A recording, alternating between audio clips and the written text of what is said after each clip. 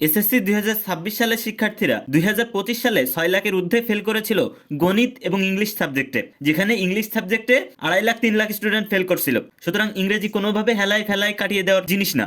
এবারও কিন্তু 2 থেকে 3 লাখ স্টুডেন্ট শুধু ইংরেজিতেই ফেল করবে। শিক্ষামন্ত্রী কিন্তু ইতিমধ্যেই বলে দিয়েছে যে চমক রয়েছে, কিন্তু প্রশ্ন কিন্তু খুব কঠিন হবে বলে মনে হয় না, কারণ শিক্ষামন্ত্রী আসার আগেই কিন্তু প্রশ্নপত্র তৈরি হয়ে গেছিল। সুতরাং তোমরা যারা এই 1.5 মাস ভালোভাবে পড়াশোনা করে একটা প্রস্তুতি নিতে পারবে, গোছানো প্রস্তুতি, তারা কিন্তু ভালো রেজাল্ট করা সম্ভব তাদের পক্ষে। এসএসসি 26 পরীক্ষার্থীরা, তোমরা যারা আমাদের শীট সংগ্রহ করবে, স্পেশাল শীট প্রত্যেকটা সাবজেক্টের জন্য, দেখো তোমাদের জন্য শীট রেডি করা, প্রত্যেকটা সাবজেক্টের জন্য শীট রেডি করেছি।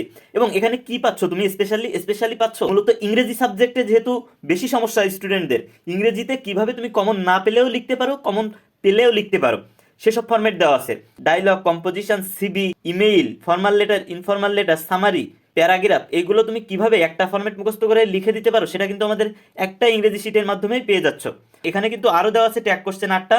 এই 8টা ট্যাগ কোশ্চেন কভার করলেই কিন্তু তোমার সকল বোর্ডে 3 থেকে 4টা এর ভিতর থেকে কমন থাকবে। তো তোমরা যারা আমাদের এই স্পেশাল শিট কালেক্ট করতে চাও, তারা আমাদেরকে ইনবক্সে নক করো।